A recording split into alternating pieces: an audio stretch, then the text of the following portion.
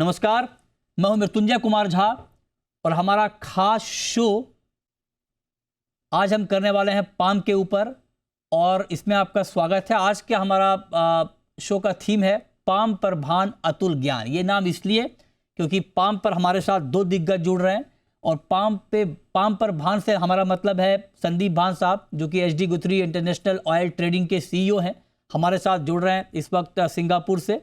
और हमारे साथ हैं अतुल चतुर्वेदी, जो कि चेयरमैन है एशियन पाम ऑयल अलायंस के, और किसी परिचय के मोहताज नहीं हैं। अतुल जी को आप शुगर पे भी सुनते होंगे, ऑयल पे भी सुनते होंगे, तो बहुत गहरी पकड़ रखते हैं एग्री मार्केट पर। तो आप दोनों का बहुत स्वागत है।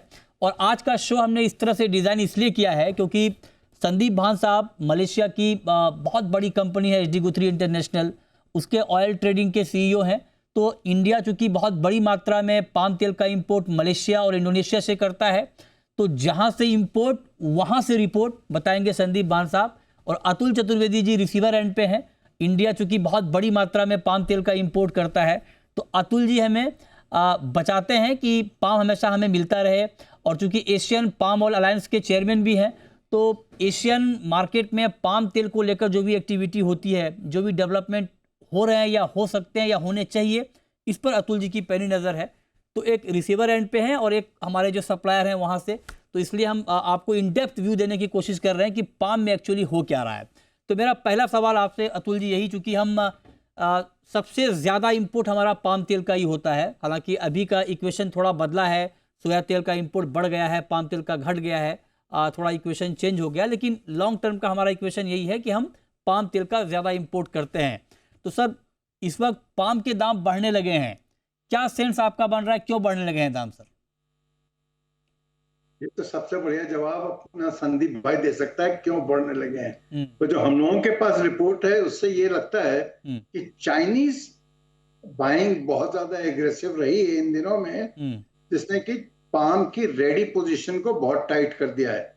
एक बड़ी अजीबोगरीब बात है कि पाम जो है वो आज रेडी से ज्यादा फॉरवर्ड में और तेज है। अच्छा। और सोयाबीन इसका बिल्कुल उल्टा है।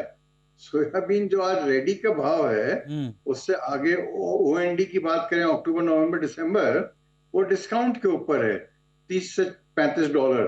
तो कहीं ना कहीं मैं समझता हूं ये पाम पे चाइनीज की पकड़ बहुत स्ट्रांग हो गई है, जिससे कि ये तेजी आई है। अच्छा। पर हिंदुस्तान जो है ना अभी मतलब अलग ही किस्म का बायर है।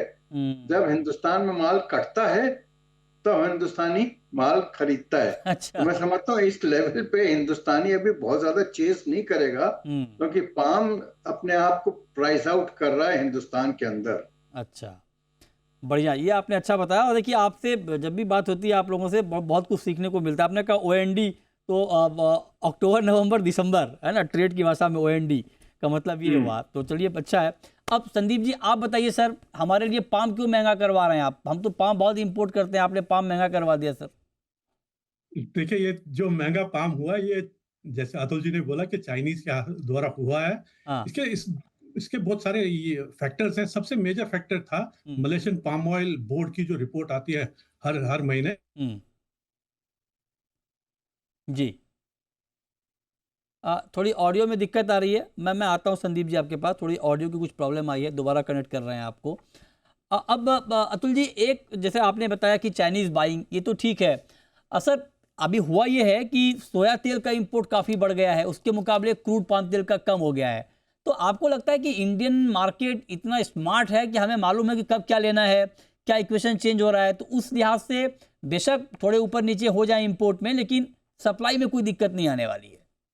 नहीं, एब्सोल्युटली कोई दिक्कत नहीं आने वाली। बट क्या हुआ पिछले कुछ सालों में, जो हिंदुस्तान की इंपोर्ट है ना, ये कुछ मजबूत हाथों में है आज की तारीख में। अच्छा। तो जो इंटरनेशनल क्यूज भी बहुत अच्छे से समझते हैं। और जो आप पाम की बात कर रहे हैं ना, आप ताज्जुब करोगे कि पाम का जो था रेशियो आज से थोड़ा मतलब पिछले साल 57% अपने टोटल ऑयल इंपोर्ट का कंट्रीब्यूट करता था पाम। और सॉफ्ट ऑयल जैसे सोया और सनफ्लावर है वो केवल 43% था। इस साल इक्वेशन पूरी बदल गई है। आज की तारीख में पाम केवल 48% ही अपना कंट्रीब्यूट कर रहा है ओवरऑल इंपोर्ट मिक्स में। अच्छा। और 52% सॉफ्ट ऑयल में हो गया है। अच्छा। उससे आपको ये समझ में आ जाएगा कि सॉफ्ट ऑयल यानी कि सोया और सन, इनका इंपोर्ट काफी ज्यादा बढ़ा है। अच्छा। और पाम का रिलेटिवली घटा है। अच्छा, ओके। ये आपने कहा कि मजबूत हाथों में है, तो वो मजबूत हाथ कौन कौन से हैं अतुल जी? वो हाथ ठाकुर को चाहिए। नहीं, वो फैक्ट है कि आज की हाँ, तारीख में पहले एक जमाना वो था कि हर छोटा मोटा भी वो इंपोर्टर बहुत ज्यादा इंपोर्ट करता था। ठीक बात। अब वो आदमी पिट पिट के अब केवल वही रह गए हैं जिनकी की रिस्क मैनेजमेंट मतलब बिल्कुल सही है। ओके, ठीक बात है। हाँ, ये बात इंपॉर्टेंट है कि जिसका रिस्क मैनेजमेंट सही है, वो लोग ट्रेड में आगे बहुत ही सिक्योर तरीके से आगे बढ़ते हैं। अब संदीप जी, आप बता रहे थे, जरा बताइए सर कि क्यों महंगा हो गया है पाम। इनफैक्ट 1 महीने पहले भी हमारी आपसे बात हुई थी IBPA के कॉन्फ्रेंस में, तभी आपने कहा था कि पाम के दाम अभी कम नहीं होने वाले हैं। एग्जैक्टली उसी डायरेक्शन में मार्केट जा रहा है, क्यों?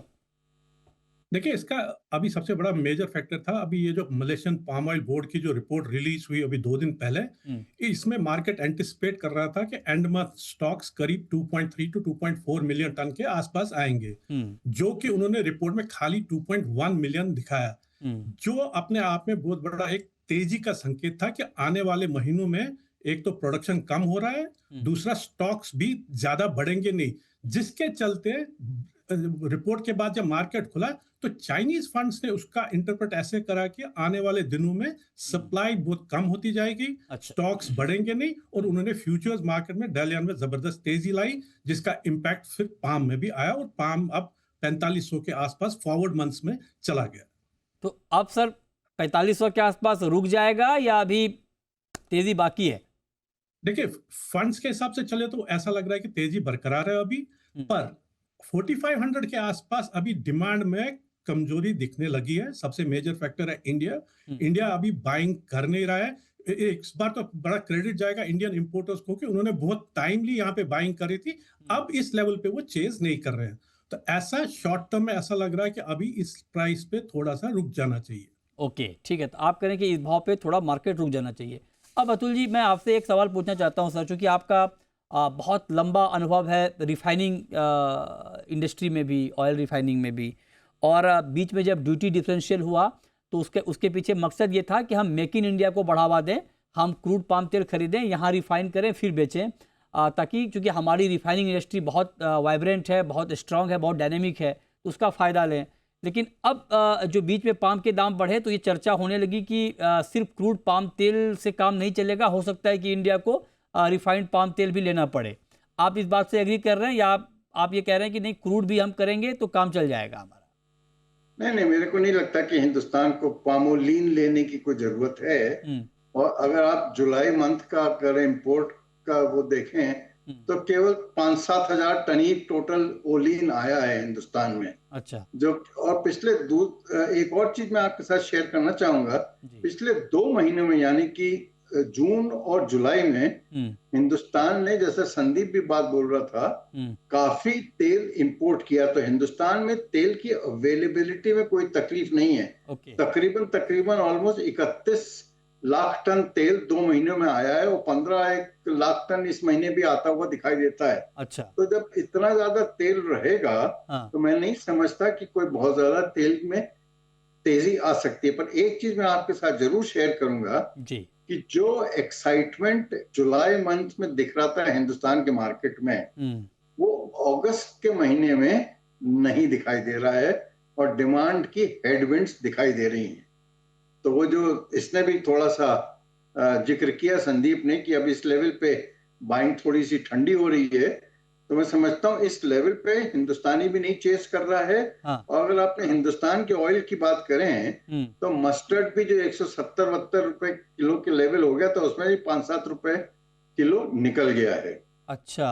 अब थोड़ी डिमांड में कॉन्ट्रैक्शन है। अच्छा, डिमांड में कॉन्ट्रैक्शन है। तो संदीप जी, क्या आप इस बात से एग्री करते हैं कि इंडिया को अभी पामोलिन इंपोर्ट करने की ज़रूरत नहीं पड़ेगी? देखिए, शॉर्ट टर्म में तो नहीं पड़ेगी, पर आने वाले महीनों में जैसे-जैसे अपन अक्टूबर, नवंबर, दिसंबर में जाएँगे, तब सीपीयू की सप्लाई चेन थोड़ी-सी टाइटनेस होती जाएगी, क्योंकि एक सीज़नल फिनोमेना है, प्रोडक्शन कम हो जाएगा उस समय। देखिए, at the end of the day it is all about price. अगर इंडिया प्राइस पे करता है, तो मलेशिया, इंडोनेशिया दे देगा। अच्छा, प्राइस पे करेगा तो मिल जाएगा, राइट? प्राइस पे करेंगे तो मिल जाएगा। मलेशियन और इंडोनेशियन रिफाइनर के पास ऑप्शन 2 है। या तो वो सीपीओ एक्सपोर्ट करें और अपनी रिफाइनरी बंद करके रखें, क्योंकि सीपीओ में ज़्यादा अच्छा प्राइस मिल रहा है, या रिफाइनरी चलाएँ। Whatever works best for the Malaysian और इंडोनेशियन रिफाइनर, वो अकॉर्डिंगली करेंगे। Everything will come at a price. Okay, ये बात बिल्कुल ठीक है कि प्राइस पे ही कुछ भी डिपेंड करेगा। लेकिन अतुल जी, आपने जो बात कही उसमें एक बड़ी हेडलाइन हमारी छुपी हुई है। आपने कहा कि इस प्राइस पे डिमांड में कॉन्ट्रैक्शन है, राइट? तो अगर सर डिमांड में थोड़ी कमी दिख रही है या आ सकती है, तो क्या हम इस बात की उम्मीद करें कि त्योहारों पर तेलों के दाम यहाँ से और नहीं बढ़ेंगे या कुछ कमी आ जाएगी डिमांड कम होने की वजह से? क्योंकि दाम बहुत बढ़ गए हैं पिछले दिनों में। देखिए, मैं आपको एक चीज शेयर करना चाहूंगा। अगर जुलाई मंथ का भी अपने इंपोर्ट के फैक्ट वो देखें, जुलाई 24 और जुलाई 25, इसमें ऑलमोस्ट समथिंग लाइक 19% का रिडक्शन है। और अगर ऑयल इंपोर्ट अपने अप टू जुलाई मंथ देखें, तो हिंदुस्तान ने नहीं करते हुए भी 9% के आसपास ऑयल कम इंपोर्ट किया है। तो ये सब चीजें दर्शाती हैं कि हिंदुस्तान में जो हायर प्राइसेस हैं, इस पे डिमांड कॉन्ट्रैक्शन तो डेफिनेट हुआ है। और मैं समझता हूं कि मस्टर्ड या सोया, इसने भी हिंदुस्तानी मार्केट को ज्यादा तकलीफ नहीं दी है, क्योंकि ये सारा सीड तो ज्यादा करके नेफेड के पास ही स्टॉक में पड़ा रहा। तो ये भी, तो दैट मीन्स कि हिंदुस्तान का डिमांड थोड़ी थोड़ी कम हो रही है। इनफैक्ट हम लोगों का तो ये मानना है कि Indian consumption story now could be 1% और बिलो। जो पहले 3% के आसपास हम लोग गिनते थे, अब 1% से भी कम हो सकती है Indian growth story edible oil में। राइट। लेकिन सर, ये जो बात आपने कही, लेकिन प्राइस के ऊपर इसका इम्पैक्ट नहीं दिख रहा है। जैसे मस्टर्ड ऑयल आप देखिए कि मस्टर्ड ऑयल के दाम करीब करीब 25 से 30 रुपए बढ़ गए अप्रैल के लो से। मस्टर्ड सीड के दाम करीब करीब 1200 रुपए क्विंटल बढ़ गए। तो मैं आपसे वही पूछना चाह रहा हूँ कि क्या अब ये तेजी रुक जाएगी यहाँ, या अभी इसमें दम दिख रहा है आपको आगे भी? नहीं, ये तेजी हिंदुस्तान के कंटेक्ट में तो थोड़ा बहुत हिंदुस्तान के बाजारों को दबना पड़ेगा। और मस्टर्ड भी इतना ज्यादा तेज हो गया था कि मस्टर्ड की डिमांड भी थोड़ी सी मार खाने लगी थी। अच्छा। और मस्टर्ड जो जितना मस्टर्ड था ना, आप देखिए 2 से 2.5 मिलियन टन के आसपास मस्टर्ड केवल नैफेड और हैफेड के पास था। तो अल्टीमेटली मार्केट से तो वो सक आउट हो गया ना, तो उसने मार्केट को तो तेल उसका नहीं मिला। अब वो धीरे धीरे करके मिल रहा है रेगुलेटेड तरीके से। तो इसलिए बाजार मस्टर्ड का इतने ऊपर में चलना थोड़ा मुश्किल है। तो उसको थोड़ा दबना पड़ेगा। ये राहत और मैं समझता हूँ कि पाम को भी दबना पड़ेगा, अगर उसको अदरवाइज हिंदुस्तानी पाम नहीं चेस करेगा। ये बात बिल्कुल है। ये तो थोड़ी राहत की बात आप बता रहे हैं कि ऑयल प्राइस को थोड़ा दबना पड़ेगा, नहीं दबेगा पाम तो कैसे चलेगा काम। ये बात तो बिल्कुल ठीक है। लेकिन अब संदीप जी, आप एक बार बताइए सर, चूंकि टाइटनेस की बात आपने की, अब देखिए इंडोनेशिया B50 पे जाने की तैयारी कर रहा है, अमेरिका की अपनी बायोफ्यूल पॉलिसी है। इसकी वजह से क्या लॉन्ग टर्म में इंडिया को थोड़ा प्रॉब्लम होगा सर? थोड़ा टाइट मार्केट दिखेगा ग्लोबल मार्केट में पाम को लेकर? वो तो डेफिनेटली है। B50 से 3 to 3.5 million tonne of CPO system से बाहर हो जाएगा। उसका इम्पैक्ट तो डेफिनेटली आएगा, क्योंकि ओवरऑल ग्रोथ पाम की हो नहीं रही है। कोई एक्सपेंशन कोई जबरदस्त है नहीं। पाम का ग्लोबली 81 मिलियन टन के आसपास प्रोडक्शन है। ये 81 मिलियन टन का 81.5 के आसपास ही चल रहा है। पर इसके भीतर जो डिमांड बढ़ती जा रही है, जैसे बायोफ्यूल की है, B50 की है, वो फूड से बाहर हो रही है। उसका इम्पैक्ट डेफिनेटली आएगा। अच्छा, उसका इम्पैक्ट आएगा। अब जब उसका इम्पैक्ट आएगा, जी जी हाँ, कंटिन्यू करें संदीप। उसका इम्पैक्ट एक्चुअली जो ये चाइनीज फंड्स ने ये तेजी लाई इसमें, ये भी एक बहुत बड़ा मेजर फैक्टर था, क्योंकि इसकी भी अभी अनाउंसमेंट हो गई थी इंडोनेशिया से कि वो B50 अगले साल इंप्लीमेंट करेंगे। जनवरी से नहीं होगा, पर इसका इंप्लीमेंट करेंगे, उसका काम चल रहा है। इन सब बातों ने मिलकर बड़ी तेजी का माहौल सा यहाँ पे क्रिएट कर दिया और बाजार को फ्यूचर्स मार्केट में 4500 तक ले गए। अब इसमें एक और बड़ा फैक्टर है, अभी जो टैक्स और लेवी जो लगा था इंडोनेशिया, वो एक्सपेक्टेड है कि सितंबर मंथ में $57 से ऊपर हो जाएगा इंडोनेशिया में। मलेशिया ने भी आज टैक्स रिवाइज करा जो $15 ऊपर हो जाएगा सितंबर में। अच्छा, जिसके चलते अगस्त का सीपीओ में थोड़ा सा पुशबैक है इंडोनेशिया से, ताकि वो ये ड्यूटी उनको स्टॉक को सितंबर में ना लेना पड़े और अगस्त में ही उसको क्लियर करे। तो मैं जितना क्लियरेंस हो जाएगी वो अगस्त में होगी, तो सितंबर से फिर इंडोनेशिया में कोई सीपीओ का प्रेशर आएगा नहीं बेचने का, क्योंकि $57 बहुत बड़ा भारी पड़ता है टैक्स के हिसाब से देने के लिए। उसके चलते थोड़ी सी सीपीओ की सप्लाई इंडोनेशिया से कम हो जाएगी। जैसे आज हर एक सीपीओ निकालना चाहता है अगस्त में ही, ताकि ये इम्पैक्ट इसका $57 का आए ना। ओके, ये आपने बढ़िया कैलकुलेशन बता दिया है। अब अतुल जी, आप चूंकि इस मार्केट पर बहुत पैनी नज़र रखते हैं, जो बात संदीप जी कह रहे हैं, अब इससे निपटने के लिए हमें क्या करना चाहिए? और चूंकि आप एशियन पाम ऑयल अलायंस के चेयरमैन भी हैं, तो मैं जानना चाहता हूं कि अगर मान लीजिए हमारी निर्भरता इसी तरह से पाम पर बनी रही मलेशिया, इंडोनेशिया, थाईलैंड पे, अब वहाँ B50 जैसे प्रोग्राम आ जाएं, हमारे लिए सप्लाई को लेकर दिक्कत आ जाए, तो क्या हमारे यहाँ पाम कल्टीवेशन को लेकर ग्राउंड पे ठीक ठाक काम हो रहा है? पहला सवाल। और दूसरा जो बात संदीप जी कह रहे हैं, उससे निपटने के लिए हमें क्या करना चाहिए? नहीं, संदीप जी बात जो कह रहे हैं ना, उससे निपटने की जरूरत नहीं है। अच्छा। वो हिंदुस्तान की प्रॉब्लम को ही सॉल्व कर रहे हैं। अच्छा, बढ़िया। जो सितंबर मंथ में तेल आना चाहिए वो अगस्त में ही भेज देंगे। तो जब अगस्त में ही ज्यादा तेल आ जाएगा हिंदुस्तान में, तो ऑब्वियसली हिंदुस्तान की सितंबर मंथ में डिमांड कम हो जाएगी। अच्छा, तो वो अपने आप ही बैलेंस आउट हो जाएगा। अल्टीमेटली ये सब जीरो सम गेम है। ओके। तो जहां तक आप हिंदुस्तान के पाम के डेवलपमेंट के कंटेक्स्ट में बात कर रहे हैं, देखिए गवर्नमेंट मेहनत तो बहुत कर रही है, पर जो नॉर्थ ईस्ट में जो होना चाहिए वैसा कहीं दिखाई नहीं दे रहा है। और जो हमने एक पाम के एक सीनियर बंदे से बात कर रहे थे जो प्लांटेशन से एसोसिएटेड है इंडिया में, गवर्नमेंट का आइडिया है कि by 2030 तक का तकरीबन 2.5 मिलियन टन के आसपास हिंदुस्तान से डोमेस्टिक में पाम का तेल मिलना चाहिए। पर जो अभी उसके हिसाब से वो चूंकि समझता है, वो उसका ये कहना है कि अगर 1 मिलियन टन हम लोग अचीव कर लेते हैं पाम, 1 मिलियन टन की अवेलेबिलिटी पाम ऑयल की सीपीओ की डोमेस्टिक सोर्सेज से, उसको समझना चाहिए कि बहुत बढ़िया अचीवमेंट है।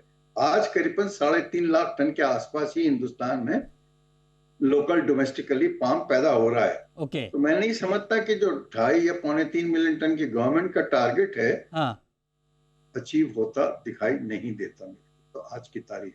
अच्छा। तो ये जो कह रहे हैं ना संदीप भाई जो बोल रहे हैं, तो हिंदुस्तान को ये मान के चलना पड़ेगा कि अब न्यू नॉर्मल जो है ना एडिबल ऑयल का, वो मिनिमम 125 रुपए का हो गया डोमेस्टिक मार्केट में। बहुत पिछले 25-30 सालों में जो हम लोगों ने गलतियां की हैं, उसका खामियाजा किसी न किसी स्टेज पे तो आपके भुगतना ही पड़ेगा, और भुगतना पड़ेगा। 10% कम खाएंगे सर, क्या कर सकते हैं? और क्या, वो तो ऑटोमेटिकली कम हो रहा है। हिंदुस्तान में देखिए कैसे कम हो रहा है, मैं आपको समझाता हूँ। पहले एक जो लीटर का होता था उसमें 910 ग्राम जाता था। ठीक बात है। आज वो पैक का साइज तो वही है, पर माल 750 या 800 ग्राम ही जा रहा है। तो ऑटोमेटिकली हिंदुस्तानियों ने कम खाना चालू कर दिया। ठीक बात है। एक साइकोलॉजिकल भी होगा कि चलो आप खा रहे हो 1 लीटर, लेकिन खा रहे हो 750 ग्राम ही। ठीक है। अच्छा, एक आखिरी सवाल संदीप जी, ईयर एंड तक पाम का प्राइस क्या देख रहे हैं सर आप, सीपीओ का? सर बड़ा टफ कहना है, जिस तरह से रैली चल रही है, another 200-300 रिंगिट अपसाइड पॉसिबल। मतलब 4700-4800 रिंगिट पॉसिबल। अतुल सर, आपका व्यू सर, ईयर एंड तक आपके हिसाब से पाम? मेरा मानना है कि जैसे एक बार सर्दी चालू हो जाती है ना, वैसे ही पाम का कंजम्पशन ड्रॉप होता है हिंदुस्तान में भी। मैं समझता हूँ 42-42.5। ओके, तो सर आप एग्री करते हैं यही प्राइस रहेगा? सर नहीं, मैं बोल रहा हूँ वो 4700 बोल रहा है, मैं बोल रहा हूँ 4200। अच्छा, आप 4200 बोल रहे हैं। ओह अच्छा। तो आप कह रहे हैं कि यहाँ से 300 रिंगिट नीचे आएगा, और संदीप जी कह रहे हैं 300 रिंगिट ऊपर। ये अच्छी रेंज हो गई 4200 to 4700। हाँ, मतलब इसमें तो फंसना ही है मार्केट को, है ना। मतलब इस रेंज थोड़ा अच्छा होगी, लेकिन अच्छा है, अलग अलग व्यू है, तो अपने हिसाब से आप करें। लेकिन बहुत शुक्रिया अतुल जी आपका इस अतुल ज्ञान के लिए, और संदीप जी आपका बहुत शुक्रिया कि आपने हमें ओरिजिन से रिपोर्ट बताई कि वहाँ से क्या सिचुएशन बन रहा है। तो पाम पर इन डेप्थ व्यू आप लोगों के लिए, ताकि पाम का कोई भी मुद्दा आपसे छूटे ना, ये हमारा प्रयास था। बहुत शुक्रिया अतुल जी आपका, संदीप जी आपका, हमारे साथ आज की इस खास चर्चा में शामिल होने के लिए।